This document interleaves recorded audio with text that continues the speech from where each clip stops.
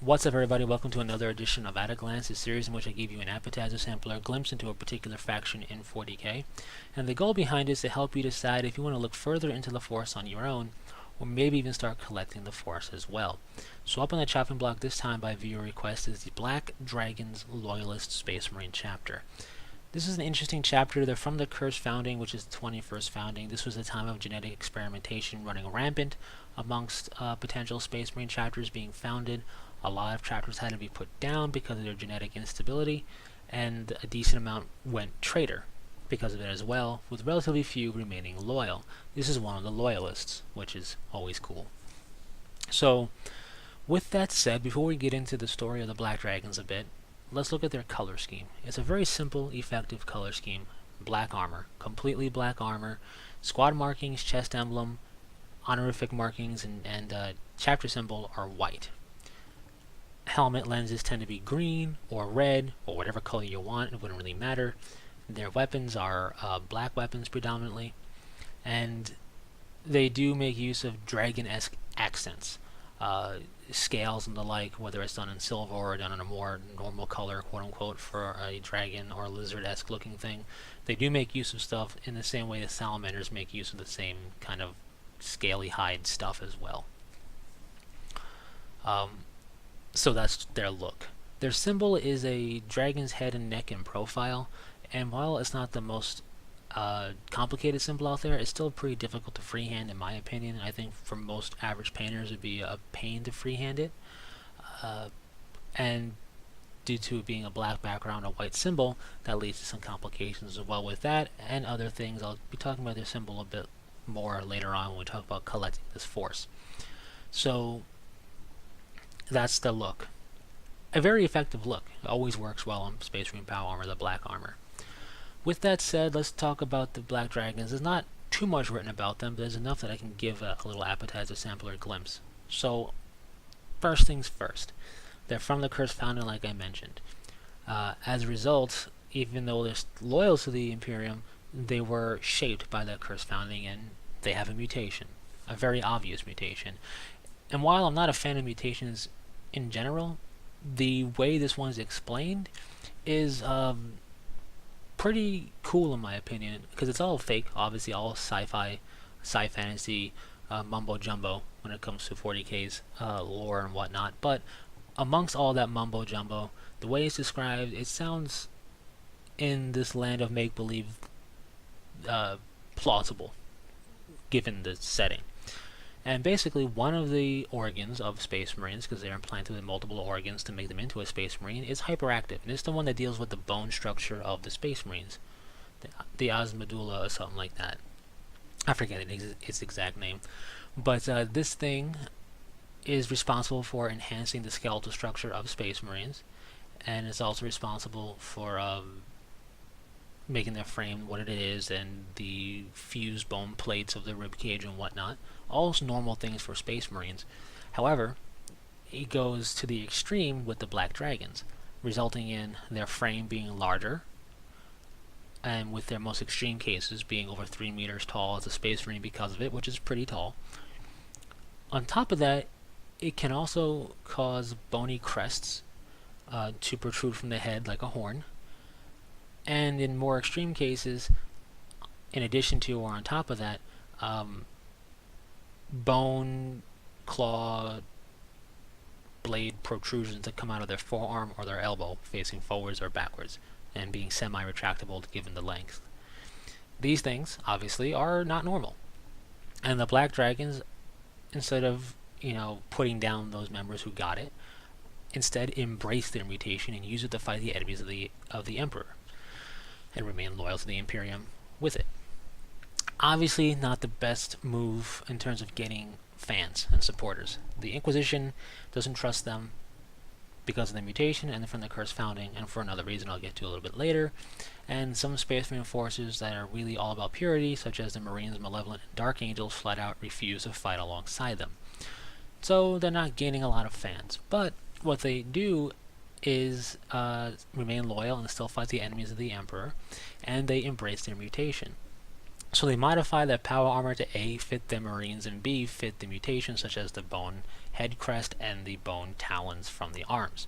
So they can still wear full power armor, which I like a lot, and make use of their mutations. Those who have the forearm claws, or elbow claws, are put into a specialist formation known as the Dragon Claws.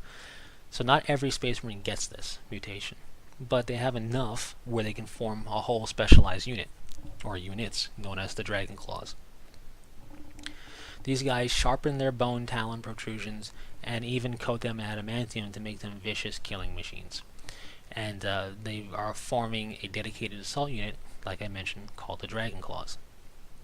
So I like that they A, embrace their mutation, B, modify their stuff so they can use their equipment properly, and C, remain loyal all at the same time. You have some renegade chapters out there that claim loyalty to the Emperor at heart, but not to the Imperium as it stands, and so they operate on the outside of the Imperial structure.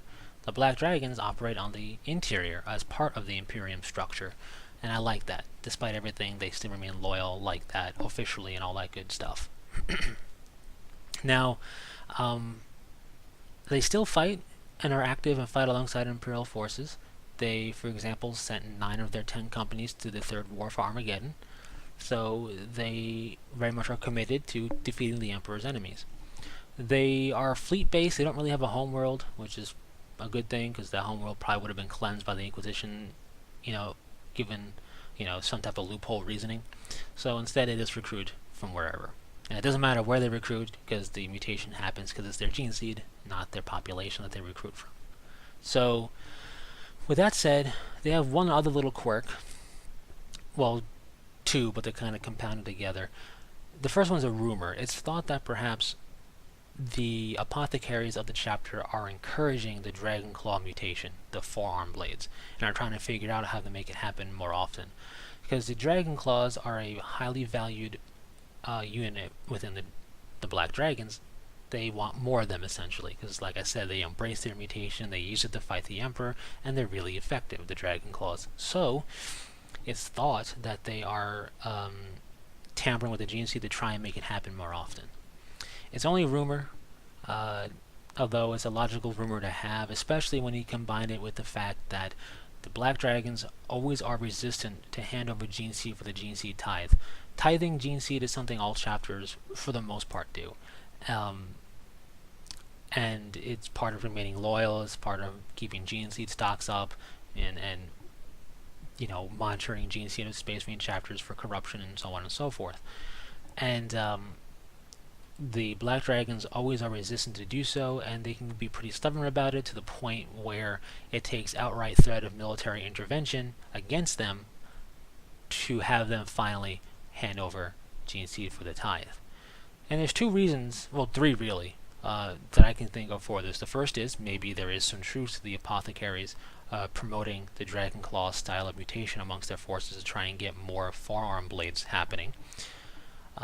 B, I think an equally viable reasoning for this is they're a chapter with a mutated gene seed from the Curse Founding where it was tampered with.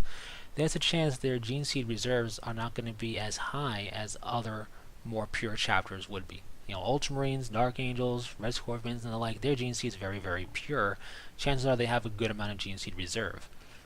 If you're a chapter with a mutation and quite a radical mutation as this, there's a chance your gene seed reserves may be lower because not every gene seed you harvest is viable gene seed to use. That's my thought process anyway. And the third reasoning would be a combination of column A and column B, which is also very potentially possible. So, yet another quirk for the Black Dragons. When you combine that, they're from the Curse Founding, they have a very obvious mutation, and they're highly resistant to handing over gene seed for tithing. It doesn't make you many fans in the Imperium, but they still remain loyal and are still allowed to remain loyal, so that's cool. We don't know too much about their combat doctrine or their tactics. We do know they have a dedicated assault unit that's specialized, and that's the Dragon Claws, so we can imagine they have a bit of an aggressive style to them. That just seems to make sense. So with that, you can kind of do with that what you will for how you want to play them. Because we don't really know too much about their combat doctrine aside from having Dragon Claws, that kind of opens up to really accommodate a variety of ideas for play styles for people, which is always good. So if you want to collect them, I'm going to have some recommendations. And the first up is on Codex. The regular Space Marine Codex can work just fine. You can use Vanguard veterans to represent the Dragon Claws if you want to, so you can have them be there on the board and be a unit and be fine. And you can use whatever chapter tactic you feel is applicable. Because we don't know if they are aggressive assaulty, armored assault, counter assault, whatever it is, we don't know, right? We do know that their fire and bone is one of their battle cries, so maybe they make use of flame weaponry a lot. Again, who knows? Now, that works just fine. However, I would recommend giving a look-see at the Blood Angels Codex. If I were to ever collect Black Dragons, and I have no intention of doing that, but if I ever was to, I would personally use the Blood Angels Codex. The Black Dragon's Dragon Claw formation can be represented by Death Company. Now, they're not the same at all, but so fluff-wise, it doesn't work out, but you're doing it as it counts as. And the Death Company have some special rules and capability that I think would be very fitting for the Dragon Claws. So you can represent them as their own unique thing, and be able to utilize Assault Marines and Vanguard veterans as normal Space Marines that the Black Dragons have as well. So that's an option for you, is the Blood Angels Space Marine Codex. I think it works pretty well. I think it gives you that aggressive, assaulty capability should you want it, but you can also back it up with plenty of devastation via ranged combat as well. So that's what I would do personally, but it would be up to you. Either way works, I think, pretty well. From there, miniature-wise, it's very simple. Space Marines are very simple. Any generic Space Marine kit or bit will work for any chapter. Even chapters that exist like the Dark Angels or the Space Wolves that have their own kits, you could easily build an entire army of them without using their own kits, and it'll look just fine. It'll work. You could. I wouldn't, but you could. So with the Black Dragons, any of the generic bits or kits will work just fine. Anything that's from the Salamander range that doesn't have the Salamander symbol emblazoned everywhere, but has scales, maybe has like a lizard-like skull somewhere, could work for the Black Dragons. You just paint up in Black Dragon's color scheme and it would work. So stuff from Forge World, that route from the Horus Heresy, could also work for you. Just some things to think about. Aside from just the generic bits and kits, that could work out well for you. Also, you just have to judge what you can use and what would have the Salamander symbol on it and therefore you can't use. But it can all work out for you. So lastly is the Black Dragon symbol. You could freehand it. You could, if your printer printed white, just print out the decal and apply it. You can still print out an outline of their decal on clear decal paper. I don't recommend printing on white decal paper virtually ever, but on clear decal paper you could print out. I have seen Black Dragon decals to download to print out on decal paper, and it's basically a black outline of the symbol. And what you would do is you would paint the shoulder pad white first, put the symbol down, and then carefully paint up to the edges with black. So you would have the symbol, and you would have the black shoulder pad as well. A little bit of tedious work, but it works out. You might be able to find a really close Dragons decal from third parties such as the Gnomish Workshop or other places that make decals. You might be able to find a symbol close enough to that you can just buy it and use it, which is always good too. Lastly, if you do a bit of digging, you might, I don't know about it for a fact, I was able to find Lamenter's 3D printed shoulder pads. You might be able to find one for the Black Dragons as well. So that's something else to think about and do some research in if you want to collect these guys. Anyways, that's it for the Black Dragons Space Marine chapter. A Loyalist chapter. Let me try to pronounce Loyalist again. A Loyalist chapter. There we go. That I find pretty interesting. So thanks for sticking through it. Hopefully you've enjoyed. Leave any questions, comments, or requests in the comment section. And until next time, take it easy.